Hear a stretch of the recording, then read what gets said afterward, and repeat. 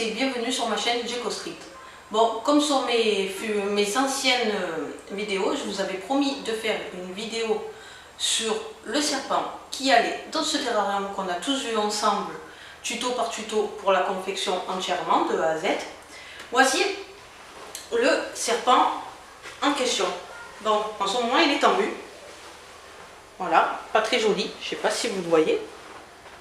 Voilà. Alors, ce serpent, c'est un Lampropeltis alterna, dit serpent roi à bande grise. Famille des colubridés, sous-espèce des colubrinés. Alors au niveau de la répartition, je vais faire attention, sinon je pense que je vais le remettre dans son terrain. Voilà, alors au niveau de la répartition, c'est un serpent originaire des États-Unis. Niveau sud-ouest du Texas, au nord du Mexique. Il vit précisément dans les zones rocailleuses ou dans les broussailles, d'où vous pouvez voir, après je vous montrerai un peu plus près le terrarium, comment je l'ai aménagé. D'ailleurs, il y rentre tout seul.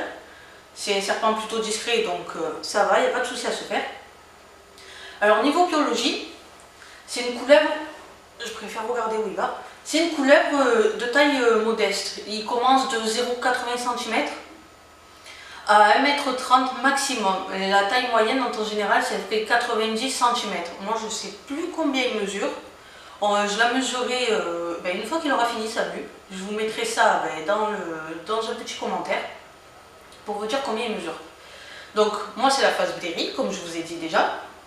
Niveau terrarium, je vous l'avais dit aussi dans les vidéos précédentes, un 60-40-40, pour un adulte, ça convient très bien parce que c'est un serpent très craintif. Bon, moi je trouve pas qu'il est craintif le mien, mais par contre, vraiment discret. Je dirais qu'il se cache dans les feuilles. D'ailleurs, au début, quand je l'ai eu, franchement, je croyais qu'il était sorti du terrain. Mais monsieur s'était bien enterré. Alors, niveau terrain, 60-40-40, il est terrestre. Point chaud en journée 31, point froid 26. Ensuite pour la nuit c'est 26 point chaud et 24 point froid. Ne pas mettre deux lampros ensemble, ça tout le monde le sait. Et pour ceux qui ne le savent pas, ne jamais les mettre ensemble. C'est des serpents qui bouffent vraiment n'importe quoi. Des vraies poubelles d'ailleurs, le fugitif. Je l'ai marqué sur ma page Facebook. S'il y en a qui me suivent aussi sur Facebook. Voilà, monsieur s'est échappé et m'a tué 2 souris. Je l'ai retrouvé dans le rack à rongeur. Voilà pour ce qu'il en est du niveau terrarium, niveau surface terrarium. Ensuite, il y a l'humidité. 50% d'humidité, ça convient très bien. Monsieur fait sa petite balade. Éclairage, moi j'ai pas d'éclairage. Dans ma pièce, il y a l'éclairage naturel, jour-nuit, ça fonctionne correctement comme ça. Nourriture, comme je l'ai dit, voilà, c'est une vraie poubelle. Principalement, ça se nourrit de petits rongeurs, hein, vu la taille, c'est pas énorme, niveau diamètre du corps corporel, franchement, c'est pas des serpents bien larges. Voilà, des vraies poubelles. Bon, par contre, il me bouffe de tout, souris, hamster, tout ce qu'il trouve, il mange. Et pas difficile à manger. Autant mu que pas en mu, il mange tout le temps. Congelé, fraîchement tué, ça y va. Ensuite, qu'est-ce qu'on peut dire sur ça? Niveau repro, ça se reproduit vers l'âge de 4 ans. Si vous avez un couple, 3-4 ans, ça se reproduit. Avant de faire l'accouplement, une hibernation de 2-3 mois entre 10 et 12 degrés. Ensuite, vous prenez le mâle, une fois que autant la femelle que le mâle se sont nourris et tout, vous prenez le mâle, vous le mettez dans le terrarium de la femelle. Au moins direct, il y va, sur la femelle, malgré que les odeurs, il ne va pas connaître. Si vous voulez faire le sans-service, vous pouvez, mais moi je prends le mâle et je le mets chez la femelle. Gestation pour la femelle, 50 jours, 6 à 12 œufs, à 12 œufs, excusez-moi, voilà. Et puis vous allez avoir des naissances au bout de 2 mois. Au bout de 2 mois, les petits vont sortir. Et là, il faut attendre leur première mue et leur donner ensuite les tailles appropriées.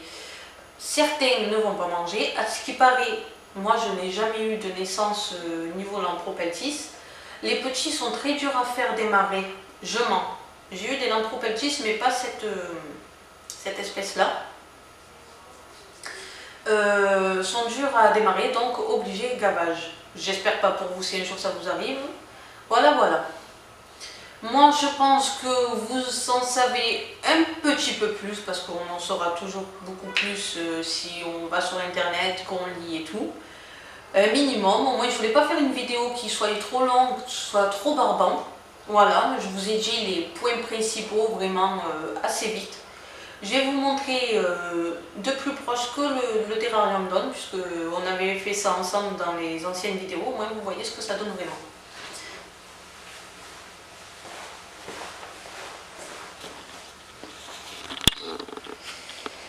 Et voilà ce que ça donne de un peu plus proche. Voilà, monsieur qui se balade. Là, on a le reflet de la fenêtre. Je vais vous ouvrir ça de ce côté-là.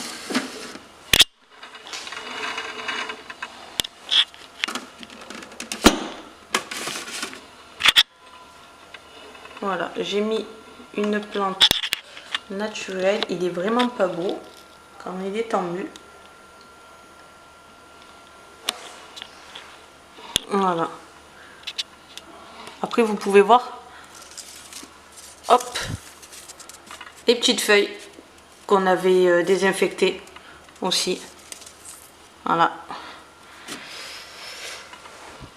Et la petite vraie plante aussi, qui est pas mal. Je trouve que ça ramène un peu de vert. Voilà, voilà.